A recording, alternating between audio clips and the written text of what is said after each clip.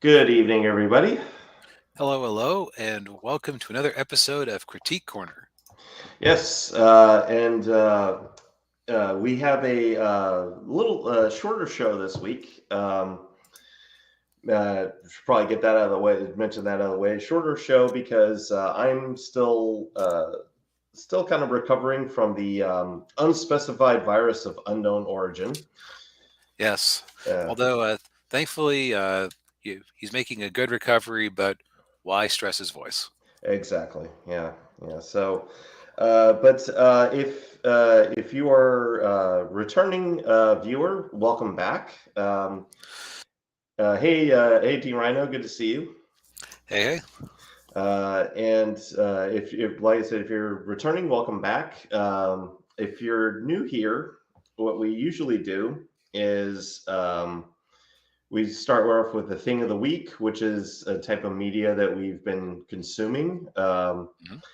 And then we move on to talk a little bit about box office, and do a little analysis there, and then move on to the topics. Although in this case, this week it's just the one topic, Singular. singular. Yeah, and of course this week we did the same thing we did last week, which was we have a mutual thing of the week, and we picked this movie um, mainly because the star of the movie is Jonathan Majors, and we talked about him last week with regards to like Creed 3 and Quantum Mania.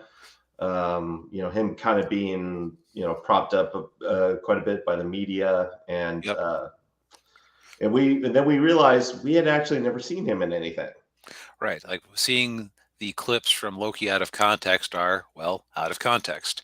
Exactly, yeah. So we decided to watch this movie, which is on Paramount Plus. Yep. Although after the response we got to RRR, maybe we should switch over to being a Bollywood and Tollywood channel. Yeah. Yeah, Uh, because that ended up being our most popular video. yep. But yeah, so we watched Devotion, based, or I should say, inspired by a true story. Um, and it's during the Korean War, which is kind of interesting because there aren't very many movies about the Korean War. No, which is interesting because I guess it's like there aren't all that many movies about World War One. That's true, yeah. And oddly enough, the American Revolution. Yeah, I think I wonder if that there I'm babbling. I wonder if part of the American Revolution one is that it would only really play in America, Hmm, that's which, true. Yeah. which might also be the problem with Korean War ones. Although, Well, I I, mean, when you look at it, World War II is like a rare one where, well, you've got the losers with Mustache Man. mhm. Uh, it's easy to you can basically have anybody fighting them. You can even Yeah. have like whole movies about Soviets fighting them, and it's like, okay, well, I don't usually like the Soviets, but if they're fighting the Mustache Man, then I guess we're good with them. Yeah. Yeah. Yeah. And well, unless it's about the Pacific part of World War II, which Right. Fun thing. I was watching something about the history of Toei films, not Toei, excuse me, Toho films. The people who made Godzilla, yeah. they were masters of miniatures, just even outside of their monster movies. They had made a movie about the bombing of Pearl Harbor Yeah. that the special effects were so realistic for the time that when during I think it was during the Japanese occupation or excuse me, the American occupation of Japan after the war, the film was seized for a bit because they thought it had actual footage. Oh. Wow. Jeez. Until they realized no, it's just a model. This is model. D. says Ash versus Army of Hitler. I'd watch that movie. Yeah. Yeah. Uh, Get Bruce Campbell on the phone.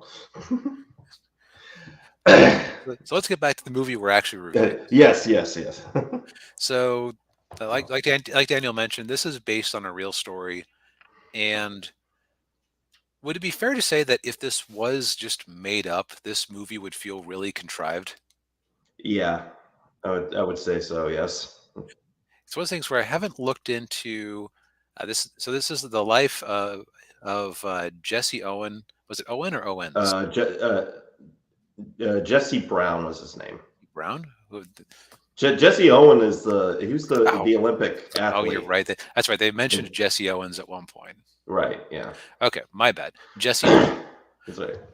Which, okay, not to criticize the guy's last name, but that is also kind of like if you gave me that name for an African American Air Force pilot in the war in a novel that you had completely made up yourself, it's like you can do a little better than Jesse Brown. Come on, Yeah. Yeah. that's a little on the nose. Yeah. Just a little. But it's basically covers his meeting and friendship with the other pilot here, played by Glenn Powell of Top Gun Maverick fame, Yeah. who who I do not remember the name of his character in the movie. Tom something. Yeah, and it's kind of interesting because while uh, while Jesse over here is portrayed as larger in the movie poster, as I thought back on it this afternoon, there's way more deuteragonists than there being a single protagonist. Hmm. Yeah. Do you think that would be fair to say? I think so. Yeah. Because they do take turns being the point of view character. Yeah, they do. And it's you kind of yeah it goes in with like like with with Jesse Brown is that's Jonathan Majors. Hmm. They show his home life, which I like those scenes with him, with him and his wife and his daughter and Yeah, yeah, the daughter, what she was like, what, one or two? yeah, maybe two. Yeah, Yeah, she didn't really seem to emote when like her daddy was holding her, or mommy was holding her. It's yeah, like yeah. children and animals, as they say. It's hard to get performances out of them. Right. Yeah. She was almost more like a prop. Yeah. Well, yeah. It's hard to get a good performance out of a toddler. Yeah. Yeah. But now his wife, on the other hand, was very well portrayed. Hmm. Uh, like you could really feel the chemistry between them. It was fun watching them interact. And when she got bad news, she was good at acting pretty devastated. Hmm. Yeah. Yeah, and then of course then you got Glenn Powell's character, and he's kind of shown as being somewhat an elitist, if you will, I guess, because he went to the Naval Academy, and and for those of you who don't know, the Naval Academy is very hard to get into. You might say you have to be a Top Gun to get in there. Yeah. It- you, I almost wonder if whoever wrote the Top Gun originally had this guy in mind, because he does seem kind of like a prototypical, uh, well, Maverick. Maverick. Yeah. Yeah, very similar. Yeah. And so like when the movie starts off, I think we meet Glenn Powell's character first, and then he's in the Right. locker room and he hears, Jonathan Majors, yelling. Doesn't Yeah, know. Yeah. yelling strangely like "Get out of here!" Yeah. Uh, And then he pops it and he comes around the corner and he's just like, yeah, everything's fine. Yeah. he's very Majors comes off as very cold and aloof when he meets him, Yeah. uh, and let's hear. So this is one that's you challenge, or it's a challenge to review it without spoiling it or just recounting every scene, right? Right. Because Yeah. there isn't necessarily a how to put it. There isn't necessarily a how to put it. If this was like a if this was a story you contrived, like if you just said, "Oh, I'm going to make a story about an integrated squadron with a single African American pilot fighting in the Korean War," Hmm. there's a lot of beats that feel like extremely predictable. That's because real life can be predictable sometimes. Yeah. Like there's I'll just say that there's a scene where a pilot has a flying accident, and I think that you could kind of immediately tell that something wasn't going to go right with that scene. Yeah. Yeah. Yeah. As soon as that started happening, I went, okay. Yeah. Yeah. Yeah, in this case, it was almost more like because because the scene was happening at all, you knew something bad was going to happen because you wouldn't have a scene of a entirely ordinary flight check. Yeah. Yeah. Because that would make for a very dull movie. Yep, and actually, I was just thinking that there's something incongruous about Jonathan Majors' portrayal of the character, but then something hit me. So I was about to say it's very strange because Jesse is always portrayed as being extremely bold behind the cockpit, but in person he's always kind of controlled and aloof. Then I Yeah. realized, oh, of course, behind the cockpit is where he can cut loose a little bit. Right. He doesn't have to worry about the racism of the age or uh, dealing with. I think that's also part of probably why he was cold and aloof when he met Glenn's character because you know, okay, is this guy? How is this guy going to treat me? Yeah. I'm going to assume he's going to treat me badly until I learn Yeah. otherwise. Oh, yeah. Yeah. Exactly. Yeah. And yeah, and him, being in the cockpit, that's where he can be himself. Yep. Yeah. Um, yeah, and of course well, I don't want to.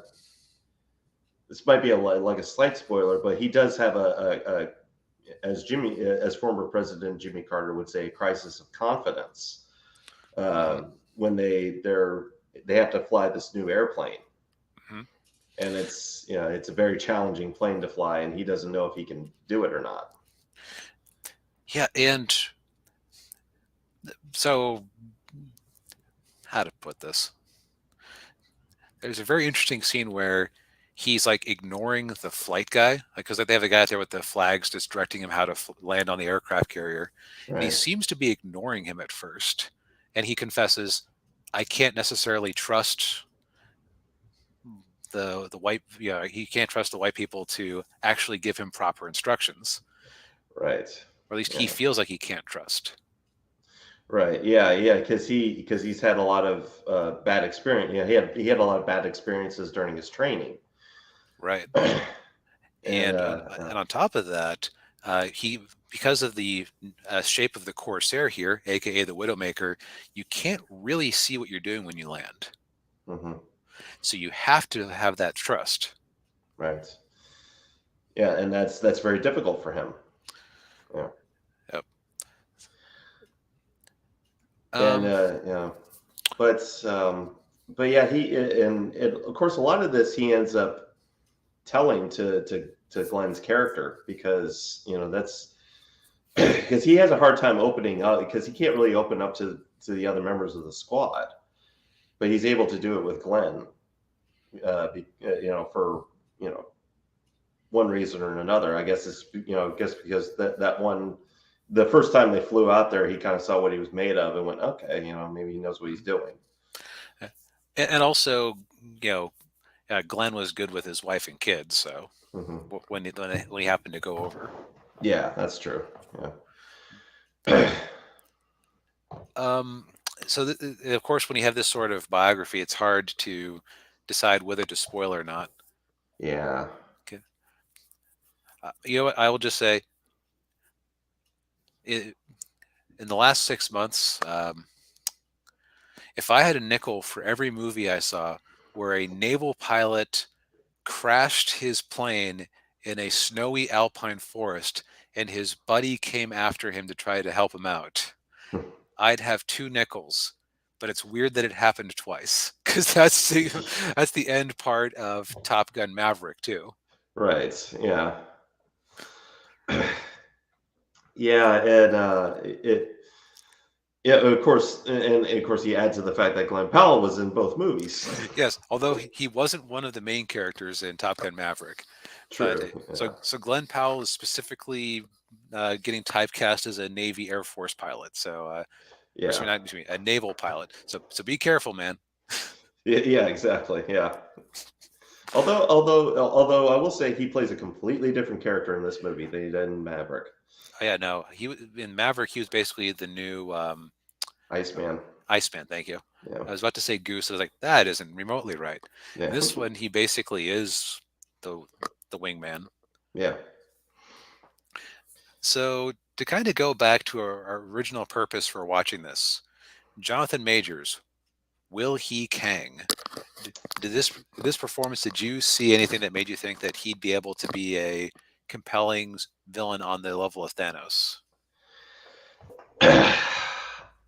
On the level of Thanos, I'm not so sure. I think he can play a compelling villain.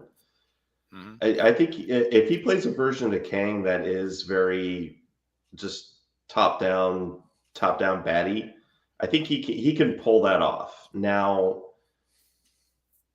I don't see him being necessarily being as menacing as Thanos. Yeah, Uh, he's very good at playing again cold and aloof with Hmm. moments of humor. Yeah, I think that you'd. The problem is, of course, now you've seen the version of him that was beaten by Loki, and now you've seen the version of him that was beaten by an army of ants. yeah, So it almost feels like the next movie, the trajectory to do would be to have somebody not take him seriously, him laugh along with it, then kind of do the equivalent of the Joker's disappearing pen trick from The Dark Knight. yeah, Like just flip out in a way that seems a bit calm and collected at the time. yeah, yeah. And I don't know who that they would do that with. I guess like maybe the Guardians of the Galaxy. I don't know. Yeah. Hey, you want to make him everyone's favorite villain? Carol Danvers. Have him kill Carol Danvers in his first appearance with her. There you That would make go. people pay attention and be a crowd pleaser. Exactly. Yeah. I feel like there were some scenes where he was looking at himself in the mirror because this is one of those things I was talking about where if you had come to me with this movie, I would have said, okay, that's a little bit on the nose. Mhm. Where one of his habits is that he writes down every racist thing somebody says to him and he repeats himself to him in the mirror. It isn't exactly said why he does this. It's almost like it's to take away the power of it. I think so, and I think it's to psych him. I think he does it to psych himself up Which, before boy, that going. Yeah. that's a complicated psychology there. Yeah. Well, I mean, like professional athletes do kind of something similar Hmm. before they, like football players, they'll look themselves in the mirror and say a bunch of stuff to them, to them, to their reflection before they go out. It's a Yeah, but in those mirror scenes, you do see a nice range of emotion and it's like some like real anger and fire coming out of him. yeah. So I think that if they give him good stuff to work with, he could end up being a compelling villain. It's just, well, they keep hiring Rick and Morty writers whose idea of compelling is amusing and subverting expectations. Yeah. Yeah.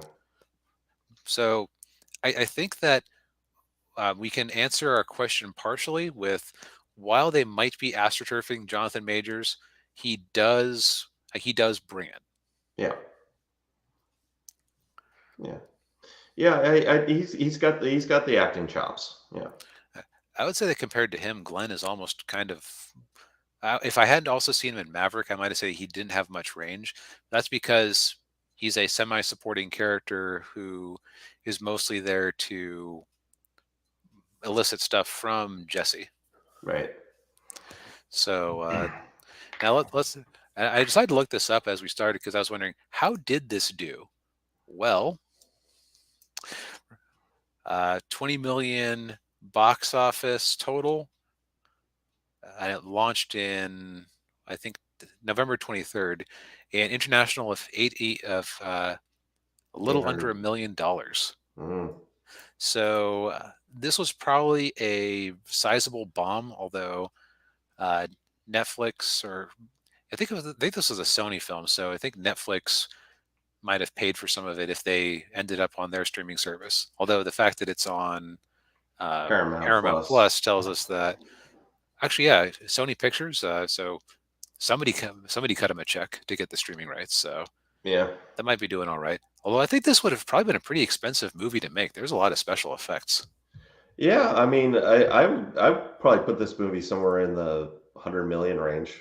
Yeah. So we were talking about earlier where certain war movies might not play much outside of the U.S. I think we just made our case there, Yeah, yeah, exactly. Yeah, unfortunately.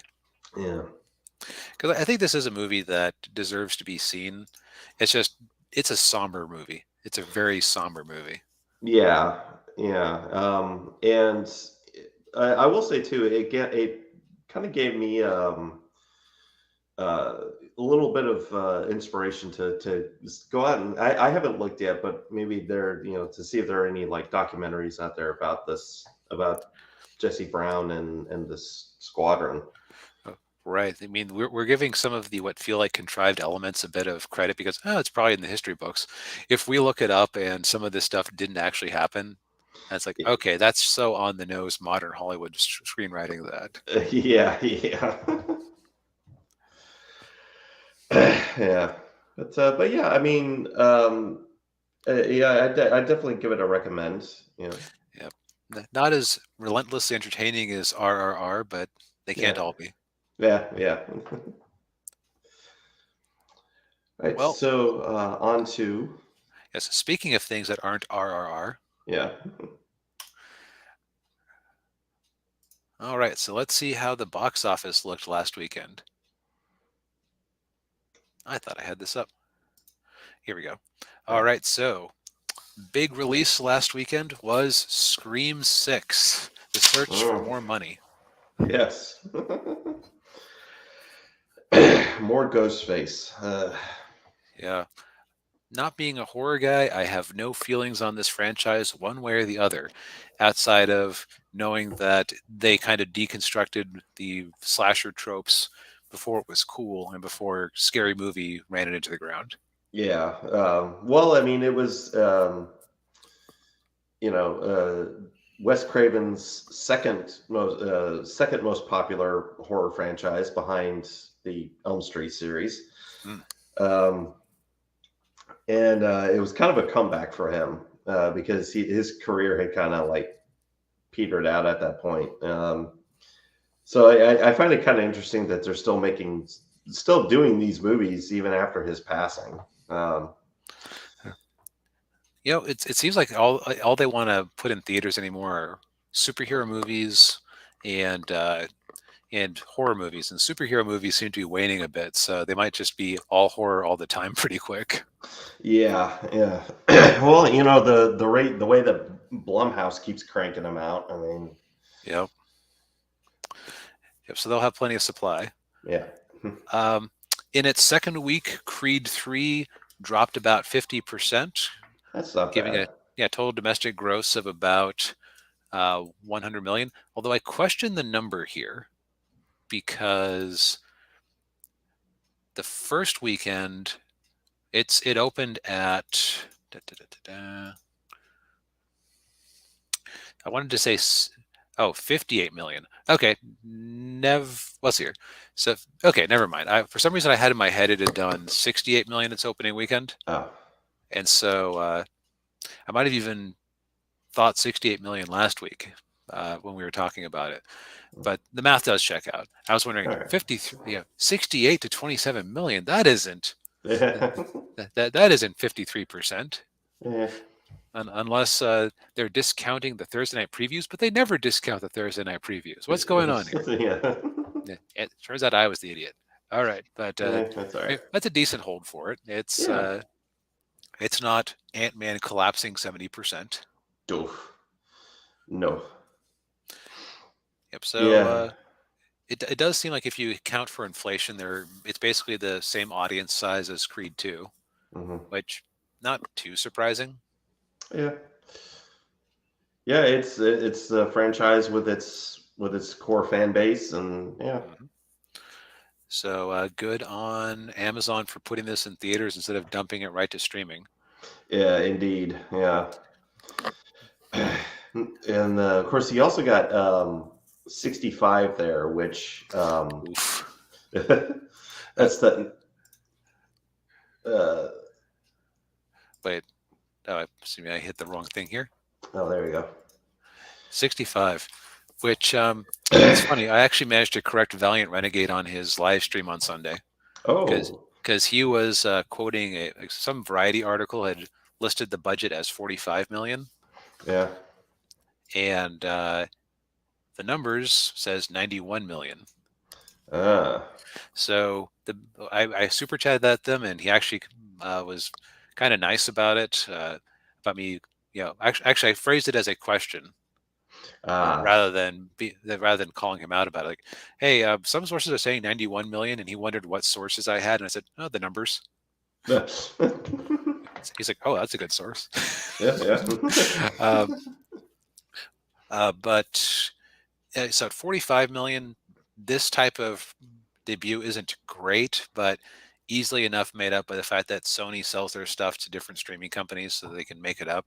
Yeah, At a 91 million budget, a 12 million opening, and 8 million, less than 8 million international is oof. yeah.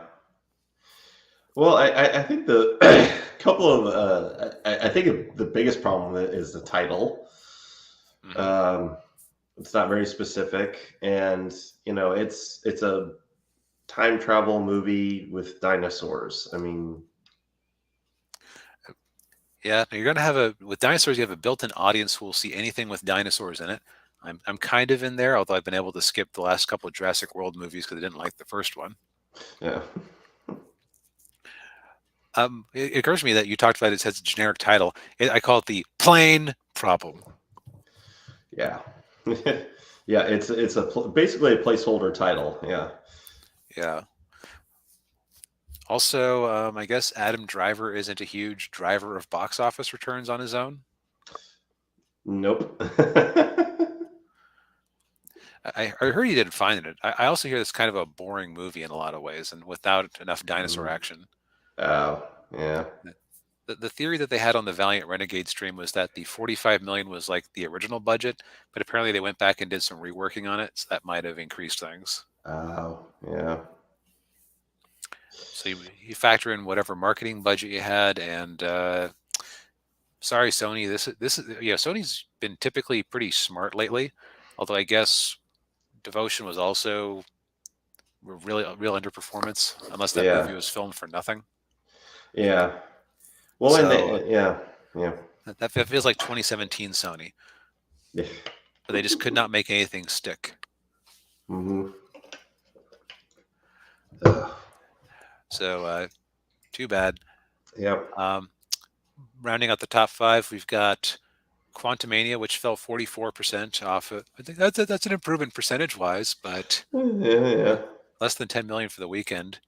And we got Cocaine Bear, which is it's been out for 3 weeks now. Wow, time has really Wow. flown this month. Yes, it has. And if we take a quick look here, that's right. They never listed its budget anywhere, at least not Um, here. So don't know how it's doing overall, yeah. but it couldn't have been too expensive. Yeah. Uh, we got a new movie called Champions, which I have no information and no opinion on. Yeah. See, it kind of sounds familiar, but I'm trying to. Um, Oh, that's that Woody Harrelson movie oh, okay. where he's coaching a basketball team. Yeah. Oh, I think I saw a trailer for that. I've seen it on Twitter. Yeah. Okay. Well, no opinion. Yeah. Then we've got Jesus Revolution. Then we've got our stay holds from late December, Avatar: The Way of Water, and Puss in Boots. Do you realize that we live in a world where Puss in Boots has legged its way out to probably going to end up with a bigger overall gross. That actually, nah, I don't think Nah, it's going to happen. But it's in the ballpark of Quantumania, Quantumania. and Puss in Boots got legitimately hobbled its first weekend by that massive storm we had back in December. Right. Because as soon as Yeah. people could actually go see it, they went out in droves and kept going out in droves. It's Yeah. still making a little money in theaters, even though you can watch it. You can buy it digitally, buy a Blu-ray or DVD. I think you can even stream it for free uh, on some service now. Oh. I think it would be on. Peacock. No, it's Universal. Oh, yeah, you're right, Peacock. I always Okay. get Peacock and Paramount Plus confused, which is a huge problem for them. Yeah. Why do we both have to be something P? Yeah. And then rounding out the top 10, we've got Operation Fortune Ruse de Guerre, which I think we can safely call a huge mega bomb at this point. Yeah. And Clinging to Theaters, after Everything Everywhere All at Once, which had a ridiculously long box office stay last year. Yeah. And then it went back into theaters again as soon as it was nominated for those Oscars. Yes. Yeah. And we'll definitely we'll be talking more about that in a minute. But Yep. So, I think this is just, we can safely say this is kind of a week for the box office. mhm. I even Scream 6 was coming in under the predictions I was seeing of like 50 million. Uh, So I guess people just didn't see anything that made them motivated to go. yeah. Yeah. And you can only do so many Scream movies before people are like, I don't care anymore. Yeah. Well, let's see what people watched when they did stay at home.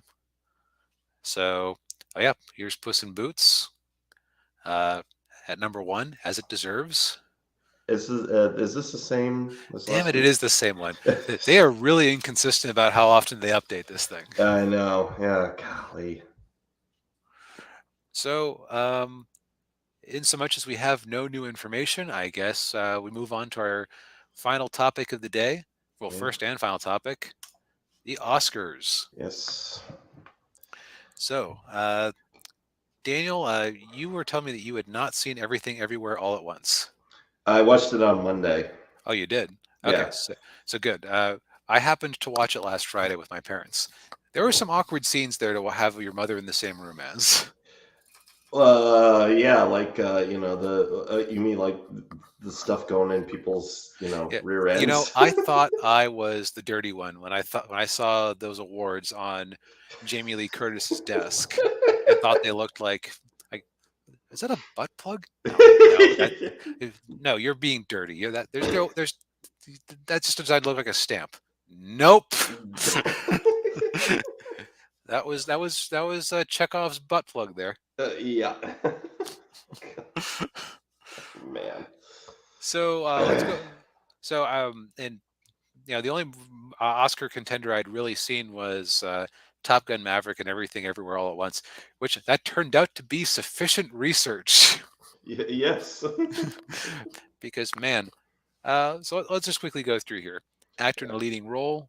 The winner was Brendan Fraser for The Whale, which I And kind of had a feeling it was going to be him. yeah, I did too. And I got to say I'm extremely happy for him. Yep. He's had a rough go of it the last few years. It's good to see him get a win. The last many years, honestly. Yeah. It sounds like he talked about somebody. It sounded like he talked about some bad touch stuff, Mhm. and they blacklisted him. Yeah. Although Yeah. he was also in a bunch of really bad movies, like was it Looney Monkey Tunes, Bone? Monkey Bone, Looney Tunes back in action. Yeah. Yeah, yeah. Bedazzled was a decent one, as I recall. So, Yeah. Yeah. so good on Brendan. Um, the controversy around this movie, of course, is is this like blackface for fat people to have him wear the prosthetics? Like, shut up. Shut- do, do, do you want him to risk his health by gaining Right. Should a whole bunch of weight? Well, of course, they would tell you that that's a huge myth, and you actually are less healthy by losing weight. Uh, s- uh, But let's move on to yeah. more positive things. Um, K. Huey Kwan. Apologies if I mispronounced that. Uh, for actor in a supporting role from Everything Everywhere All at Once. Yeah, yeah, and I have to confess, when I was watching the movie, like I was looking at him, I'm like, wait a minute, that's short round. It was Short Round? That's I didn't short know round. that. That's hilarious. Yes, yeah, that's short round, and Data from the Goonies. I did not recognize them or him. Yeah. That's great. I feel like he really earned that though, Oh yeah. because he's a character who you just felt for the whole time. Like he was just in over his head, but he was actually very happy about his life.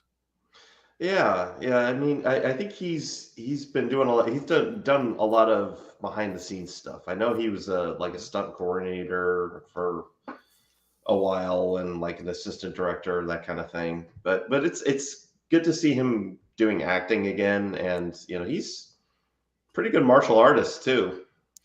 Yeah. Yeah, So yeah, I think that was another well-deserved win. yeah. Actress in a leading role, Michelle Yeoh for Everything Everywhere All at Once. I Yeah, can, I can't disagree with that. yeah, yeah, I can see that. I mean, of course, I haven't seen any of the other the other movies with the other actresses, so I Right. can't comment on those. But I mean, she was good in that movie. Yeah, Yep. I mean, it takes a good actress to be compelling. I would say that her character was written intentionally to be extremely off-putting in most I scenes. I think so too. Yeah. Like she's kind of a stereotype, Hmm. almost like Yeah. actually. So speaking of that Doofenshmirtz 2 nickels meme I did earlier, Yeah. you know, if I had a nickel for every time that there was a major Hollywood production about an Asian person who gets superpowers from themselves across other dimensions, I'd have 2 nickels, but it's strange that it happened twice. Yeah. The other one being the one. Oh yeah, Jet Li. Yeah. Yeah. But that's an oddly specific combination. Yeah. And I will say, of course, Michelle Yeoh, she started her career out in as a Hong Kong action, kung fu movies, Hmm. which those movies aren't really known for acting in. Hmm. They're known for the fight scenes. Right. Yeah. So yeah, So, it's quite, it's really great that she was able to, work her way up that way, and next up, actress in a supporting role, Jamie Lee Curtis for Everything Everywhere All at Once. She was definitely having a good time making this movie. oh yeah. That whole scene with her, the first scene with her where they're meeting at the desk and she's like, Mhm. you know what I see here? I see a story. Just The the I am very glad it wasn't Stephanie Sue for Everything Everywhere All at Once because I did not find her character or the portrayal of her character compelling in the slightest. yeah, she was the daughter, right? Yep. Okay. Yeah. Like she wasn't that interesting as a performance, be, partially because her character was just chaos. It's Right. hard to be chaos and not just come off as kind of lol random. Yeah. Yeah. I have to admit, parts of that story were going way over my head. Oh, we'll talk about that later because Okay. Yeah. this is kind of our half review of Everything Everywhere All at Once. Yeah. Uh, Yeah. we'll talk about that in a second. Yeah. But yeah, good on Jamie Lee Curtis. There was some controversy about Angela Bassett not getting it, which like first off, I believe now Angela Bassett has been nominated before, but I don't know that she's won. Let me look that up real quick, because I believe you might be correct. Angela Bassett. Let's see. Awards and nominations. You are correct. She was nominated in 1994 for What's Love Got to Do with It. Okay. That was So yeah. yeah, she was clearly disappointed by Jamie Lee Curtis winning. Of course, people are going Oscars so white, which is hilarious to me considering the uh, the sweep of everything everywhere all at once. Yeah, yeah. The majority of the cast are Southeast Asian. Yeah, yeah, and for that matter, she was also up against Hong Chow in The Whale. Now Yeah. I haven't seen The Whale, but that sounds like another a- Mhm. Asian actress there. In fact, they Yeah, had two nominees yeah. who were Asian. Well, three if you count in. Oh yeah, yeah, two, yeah, two. Yeah. Yeah. Um, and what I've heard is that Angela Bassett does act her heart out in Black Panther Wakanda Forever, but Hmm. it's a Marvel movie. They were never going to give it to a Marvel movie. No, yeah, it's yeah. There is still a negative stereotype towards comic book movies with award shows. Which, in the case of Black Panther Wakanda Forever, sometimes some stereotypes are right. Yeah. Or sometimes, yeah. Animated feature film. This one broke my heart a little bit, but I kind of figured it was going to be Guillermo del Toro's Pinocchio, which I find Yeah. it hilarious that they have to specify which Pinocchio it was because of that stupid Disney live action remake. Oh yeah. I was really pulling for Puss in Boots just because Yeah. I loved that movie so much. Yeah. I still need to watch it. Yeah. Well, it's on Peacock now, I think. Yeah. But not having seen not having seen uh, that Pinocchio movie, I cannot judge it one way or the other. But I Yeah. doubt I would like it as much as Puss in Puss in Boots. Boots. Yeah. But the same sort of thing as the comic book movie, Shrek 6, Puss in Boots 2. A lot Yeah. of people are gonna not bother even giving it a shot. Yeah. Well, at least it wasn't Turning Red that won. Yeah, that Turning Red was kind of my guess as far as okay. So how to put it? I've read some thought processes that people have posted before about how they vote for the Oscars. It seems Mhm. like a decent number of them just go, yeah, whatever Disney put out. My kids liked it. It's good. Yeah. So I half expected Turning Red to get it on that basis alone. On the flip side, nobody, as far as I could tell, nobody really watched Turning Red based on videos I watched where they went over the Nielsen ratings for the weeks it came out. Mm. Probably got a little bit of a bump. Probably got a little bit of a bump because of the nomination, but yeah. Yeah. Cinematography, All Quiet Okay. on the Western Front. Have not seen it. Have heard good things about it. Yep. Same here. Costume design, winner, Black Panther, Wakanda Forever. For Yeah. that version of Namor, Yeah. for blue people who look worse than the ones from Avatar, Yeah. that one doesn't make sense to me. But Yeah. That doesn't make sense to me either. directing, winner, Everything Everywhere All at Once. It's, yeah. I mean, I was actually a little surprised that that Spielberg didn't win just because it's Spielberg. Yeah, I've heard people describe it as his home movies, so maybe it's not as compelling as we're imagining. Uh, yeah. Here, documentary feature film, Navalny, no knowledge, no opinion. Yeah. Same here. Documentary short film, The Elephant Whisperers, no knowledge, no opinion. No. No. No. Also, yeah. Film editing.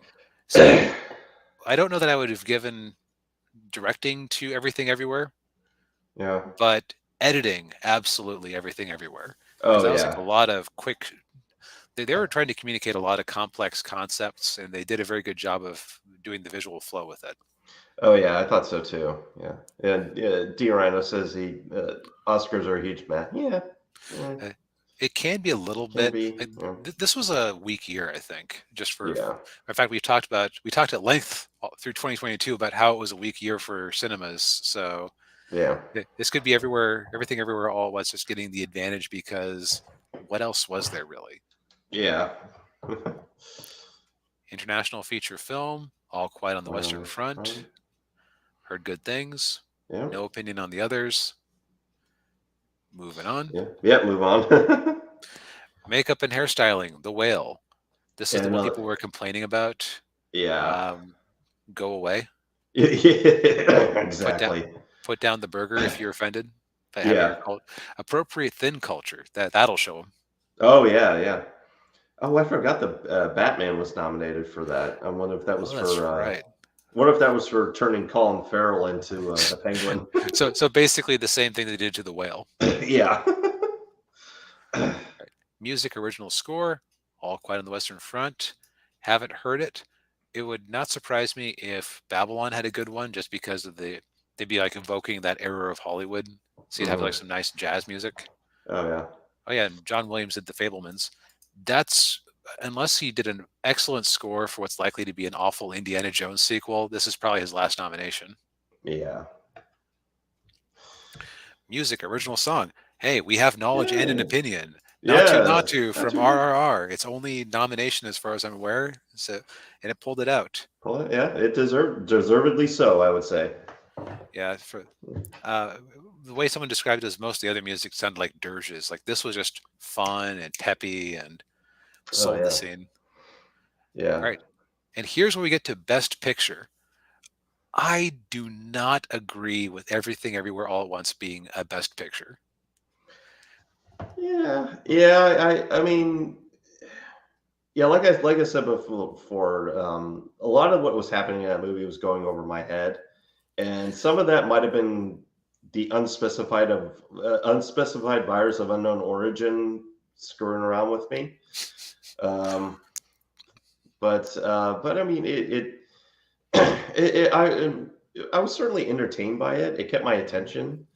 Um, and of course, having only seen one other movie on this list besides, you know, besides everything everywhere, I can't really say, although I will say I enjoyed Top Gun Maverick more.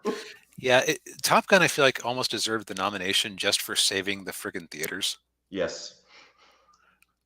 Um, my issue with Everything Everywhere is that it went okay. So its plus and its minus is that it had some extreme concepts and it really committed to them.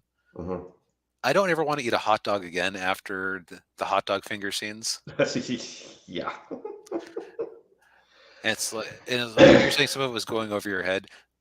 The trick is there really wasn't a lot to go over your head, Yeah. at least in my opinion. It's like it had some existential thoughts about what if the multiverse is true, and and it had like a good core message of appreciate what you have and cherish your family. Yeah. Yeah. So it's like that was a but like, there's a lot of dumb things in the movie, like Rakukuni, the raccoon that pilots the guy out all out Oh God, Ratatouille. that was so dumb. Yeah, and So dumb. like I think that like the first scene they had with like the hot dog fingers just like really turned me. I think it knocked a couple of stars off of my overall feelings on it. Like or Yeah, and I thought that was just going to be like a one-time gag, no, and it wasn't. They kept they going kept back going to back. it. Yeah, the only thing I enjoyed in there was Jamie Lee Curtis's character having the carpal tunnel brace on her foot instead of the hand for It's that the one thing. scene. Yeah, yeah, that was clever. Yeah, Yeah. So it's like there was like they worked their stupid stuff into it well, but that doesn't make it less stupid. Like yeah, if the conceit is right and oh human evolution turned out differently because a guy with properly working fingers was beaten in a fight with an ape that had ridiculous hot dog fingers and those genes won. yeah. Okay, then and my dad was like having the same thoughts I had, and he was talking about it.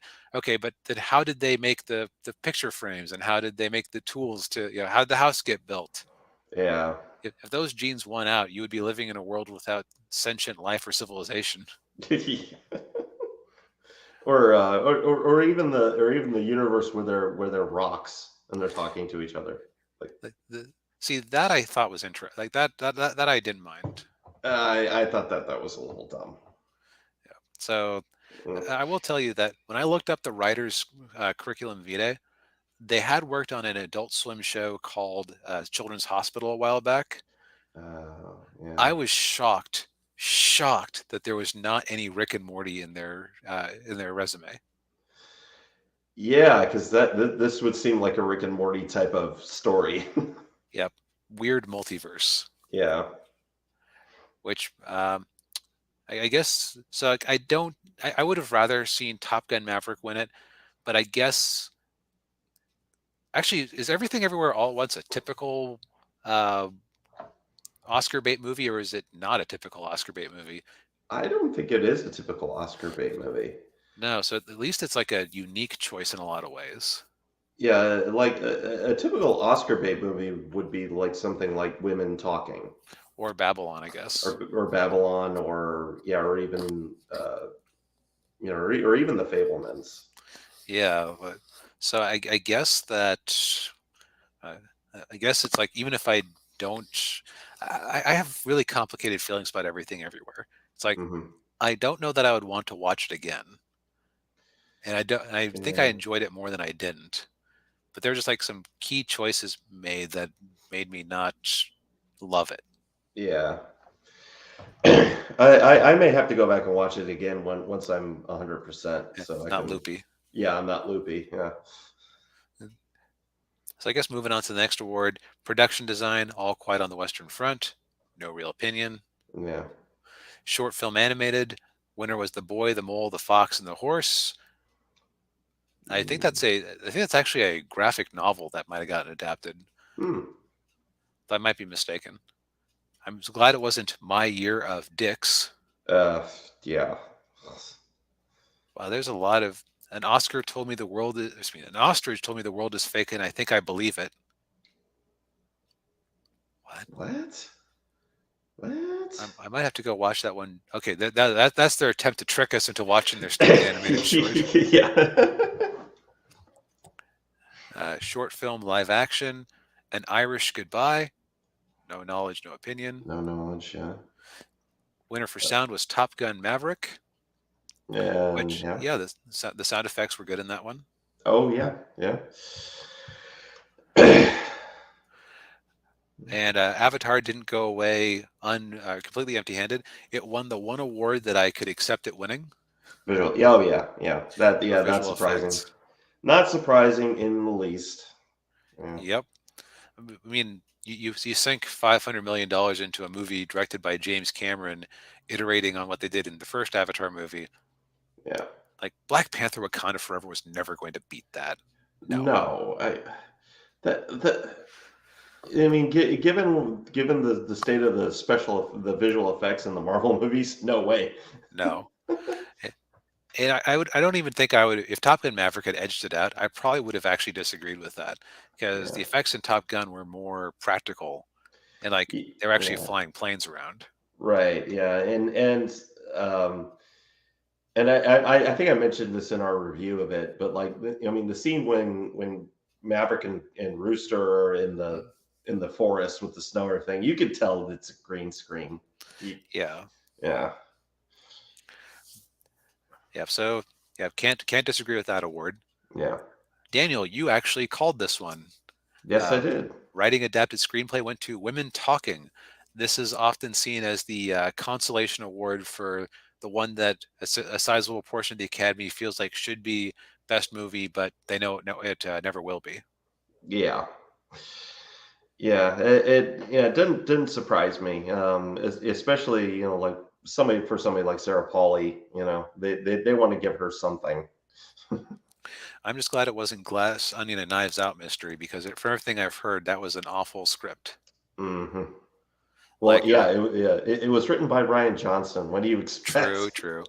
But a friend of mine said that, you know, hey DB, you know what you thought the first movie was going to be? Yeah, the second movie is that.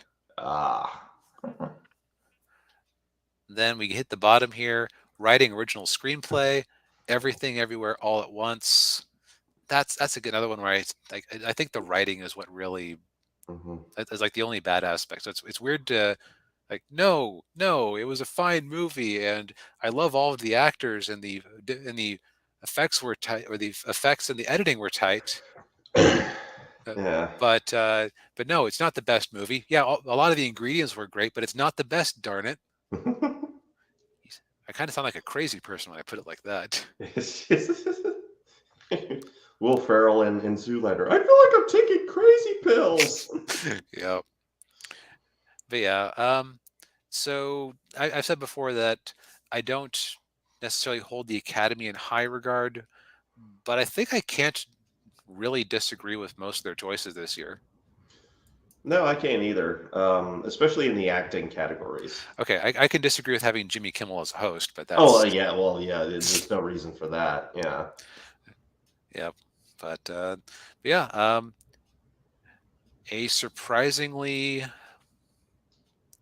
a surprisingly solid year for the Oscars. Hmm. However, fewer slaps this year. Maybe work on that. That seemed to boost your numbers last time. Yeah. Yeah. Yeah. Yeah. Just get Chris Rock up there to talk about Will Smith's wife. Well, he's banned, so maybe Oh, she'd that's come right. up and slap him. Oh, yeah. Yeah. Get my name out your bleeping mouth. Mouth. Get my name. Out of your bleeping mouth. Yeah.